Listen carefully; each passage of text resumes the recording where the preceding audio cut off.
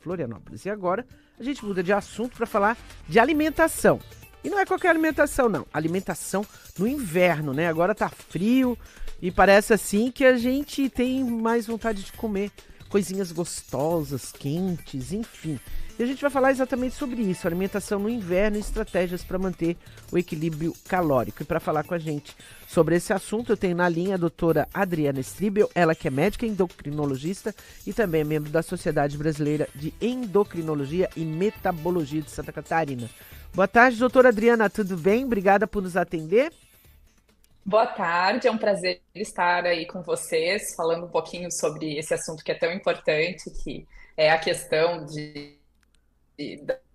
do metabolismo, do calórico, né? A gente tem uma preocupação grande dentro da endocrinologia em relação a sobrepeso, obesidade e tudo que vem junto disso, né? Sim. Então é bem interessante a gente estar participando aí com Uhum. vocês.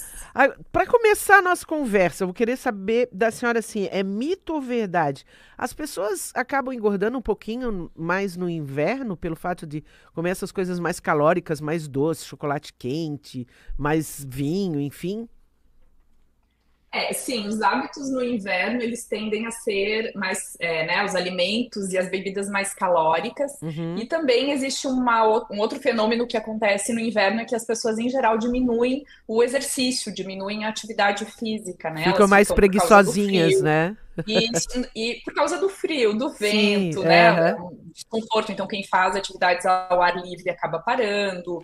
As pessoas ficam com um pouco mais de receio de sair de casa porque tá frio, de sair suado da academia. Então, existe uma Uhum. restrição maior também em relação ao exercício, né? Sim. E os alimentos também que são mais confortáveis, que são mais aconchegantes, mais gostosos no inverno, eles tendem a ser mais calóricos também. Aham. Agora a gente consegue ter esse aconchego da comida no inverno sem prejudicar o peso?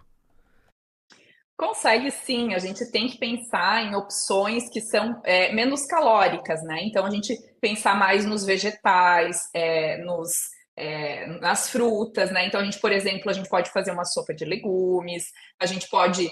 Os chás também são grandes aliados, são líquidos quentes e sem calorias, né? Desde que não se coloque açúcar, né? Então, ou mel, ou outros doces, mas senão são líquidos de baixa caloria. Então, existem alternativas, existem opções, e é importante que as pessoas também tenham um olhar de comer comida de verdade, de evitar alimentos muito processados, ultraprocessados, industrializados. É a regra do descasque mais, desembale menos. Sim. E outra coisa, né, doutora? Às vezes assim, mas eu não consigo comer salada no frio. Mas não precisa comer salada fria. Pode, sei lá, Uhum, uhum. fazer um legumezinho no, né, quente, salteado, né, no azeite, enfim.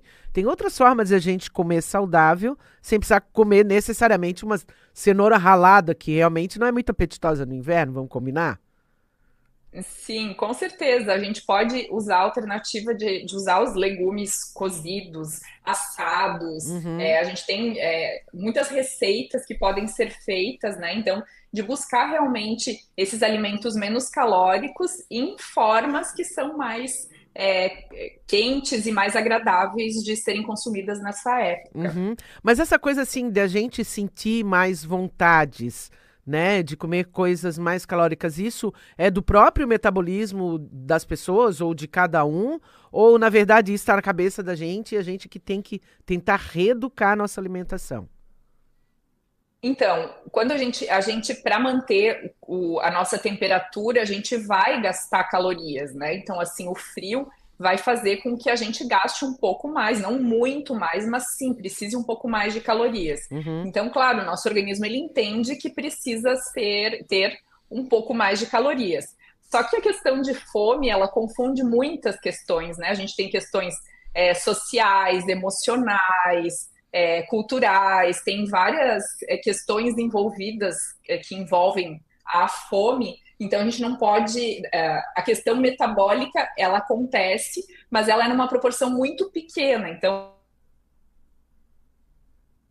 Eu acho que deu uma travadinha na ligação da doutora. Eu acho que ela não voltou. Doutora, travou um pouquinho a sua ligação. Travou. Isso, a senhora pode Voltou, retornar né?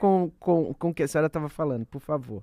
Então, o que eu estava falando é que assim, o frio faz com que o nosso corpo tenha que gastar mais calorias para se manter, mas não é muito mais calorias, é uma diferença muito pequena. Então, o que acontece é que a fome ela tem vários fatores, né? A gente tem questão social, questão cultural, emocional, questão de recompensa. Ah, eu passei frio, eu mereço algo quente, eu mereço uma comida mais calórica, mais palatável, mais gostosa. Então, tem muitos mecanismos envolvidos na questão da fome. E aí, às vezes, esse balanço entre o que a pessoa come e o que a pessoa gasta faz com que ela acabe ganhando mais peso nesse período de inverno. Então, a questão de culpar a estação mais fria do ano não pode colar mais, né? Porque a gente pode ter comidinhas quentes, gostosas e aconchegantes, como a senhora falou, de forma saudável também. Não precisa enfiar o pé na jaca. Sim, acho que essa consciência é muito importante, Sim. especialmente nas pessoas que estão num processo de emagrecimento, que emagreceram e têm que manter o peso, então elas também vão ter que ter cautela em relação a isso, porque se elas não tiverem hábitos saudáveis, não tiverem uma dieta com baixa caloria, elas vão também reganhar peso, né? Ou a pessoa que já está acima do peso pode ganhar mais peso. Então, é importante esse equilíbrio entre alimentação saudável, exercício, né? E realmente prestar atenção no que se está comendo, entender que às vezes é só uma vontade e não é uma necessidade, né? Uhum. E acho que usar realmente esses alimentos de mais baixa caloria, eles são um coringa nessa história toda, porque vão dar saciedade, a pessoa vai ficar confortável e também vai conseguir consumir menos calorias na sua dieta. E pensar que logo depois do inverno vem a primavera, depois da primavera vem o verão e correr atrás do prejuízo dá mais trabalho, né, doutora? Com certeza, correr atrás do prejuízo dá mais trabalho. Uhum. Quando a gente ganha peso, quando a gente emagrece e a gente reganha peso, a próxima descida de peso fica mais difícil. O nosso organismo ele briga para a gente não perder peso. Então, Uhum. assim, quando a gente emagrece, baixa o gasto, baixa o metabolismo e aumenta a fome. E se a pessoa reganha o peso e ela precisa baixar de novo, esses mecanismos eles estão mais intensos e a pessoa vai ter mais dificuldade de perder o peso de novo. Então, essa coisa de só quando chega o verão a pessoa se cuidar acaba trabalhando muito contra ela mesma, Sim. porque com o tempo ela vai ter mais dificuldade ainda e vai ter mais dificuldade de manter esse peso. Então, o inverno também é um período para as pessoas se cuidarem, não é porque está usando roupa né, que não está vendo aquelas gordurinhas a É. mais, Disfarce, que é né? uma Bota justificativa, um casaco, aí exatamente, disfarça tudo, põe né? casaco, põe roupa Aham. solta, põe um monte de blusas, e aí chega no verão e daí começam aquelas dietas muito restritivas, Uhum. a pessoa fazendo loucuras para emagrecer. Então, Aham. agora é uma época que a pessoa também pode se cuidar e aproveitar muito bem o inverno com muito sabor também. Até porque, doutor, esse efeito sanfona que a gente chama, né? Esse emagrece, engorda, Uhum. por menor que seja, 2, 3 quilos, mas esse efeito também não faz nada bem para a saúde, né? Não, não faz nada bem, porque quando a pessoa emagrece, ela acaba perdendo um pouco de massa muscular e isso Uhum. acaba também diminuindo o metabolismo dela. Então, e essa recuperação de massa muscular não acontece na mesma proporção. A gordura que a pessoa ganha depois, ela é uma gordura mais inflamada, com uma questão metabólica mais complicada. Então, realmente, esse efeito sanfona, ou tem gente que chama efeito ioiô, ele é Uhum. muito prejudicial para a saúde, até para a saúde cardiovascular, questão de diabetes, outras questões de saúde que também são importantes. Claro, porque eu fico imaginando a pessoa que fica nesse ioiô, como a senhora fala, nesse efeito sanfona, o resto do organismo, assim, coração, pulmão, dá uma pirada no resto dos órgãos que a gente tem, né? Porque nunca eles sabem se vão ter que trabalhar mais ou menos, né, para poder manter esse peso adequado.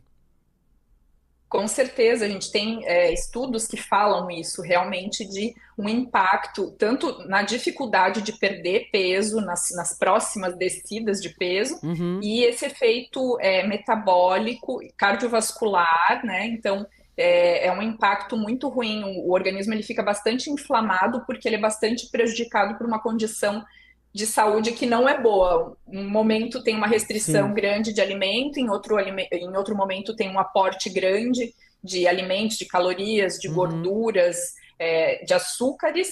Então, o corpo ele realmente fica mais inflamado. Com certeza.